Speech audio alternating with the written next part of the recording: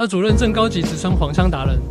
开黄腔的行业领袖段子标杆，他最大的特点便是没有闲着时间，无论是做手术还是讲荤段子。比如他飞去外省开飞刀前，会在机场旁的医院里顺路开上一刀。而主任开黄腔的第一种方法，是对对方的隐私情况表示嘘寒问暖。在科室里，每天清晨他走到护士站，便会随机抽取一位护士进行晨间问候。你昨天晚上几次啊？一开始，护士们总是羞红了脸不予作答，久而久之，他们便学会了反击。每当 A 主任进行询问时，他们便会回答，比你昨晚多一次。疫情期间，由于某护士不慎将放在科室柜子中的可奶掉落出来，被众人所看见，成为科室的一段佳话。那主任在疫情封控结束后，立刻向来报道的该护士询问这段时间，你老公受不受得了啊？在手术室里的情况也一样。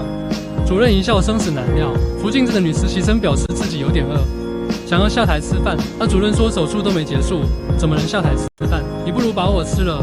被随后斜了实习生一眼，又叹息着接了一句：不过你那么胖，我可能不够你吃的。实习生不好说什么，沉默的5分钟后，手术室里再次响起 A 主任的声音。他坏笑着说：有的东西吃了就没了，但有的东西越吃就会越大，永远吃不完。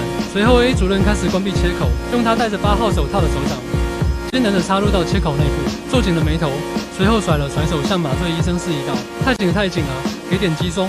麻醉医生表面迎合，心里却对 A 主任做出了精准的定义。这些外科医生就是台上前紧，台下前松。对女性关心备至的 A 主任，对男性的关心也同样不落下风。某外貌稍显老的规培医师与 A 主任一同上台，而主任得知他刚刚结婚时，立刻表示：你们这些年轻人别只生一个，生个2胎。规培医师表示2胎承受不起。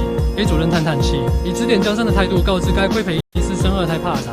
反正对咱们这些男同志，也不就那么2下子的事情。以上的趋势仅仅是 A 主任随心所欲生活的一隅，哪怕是他手中的高值耗材掉落在手术室的地板上，他也会义正言辞地提出，掉在地板上不超过3秒，便仍然属于无菌。这理论来反驳试图制止他的器械护士。你告诉他，你昨天值班的时候来了2台急诊手术，他也只会旁若无人地说着他工作日下午带着儿子去欢乐谷的趣事。尽管他与患者家属发生了一些不该发生的事情，并被发在了网上，但仍然无法撼动他的地位。在我们的星球上有许多位这样的 A 主任，他们是一座座幻想的迷宫，将年轻大夫们困在里面，誓于吞功灭身，如蚕吐丝致富。为了能成为这样一名随心所欲的主任，他们宁愿在求荣利做任何事，在规培3年，在尊培2年，在做个博后。春去秋来，草长潮退，总有一天，我也能位列仙班。早上一查完房，就腾云驾雾去欢乐谷，去这个世界上最美的那个角落。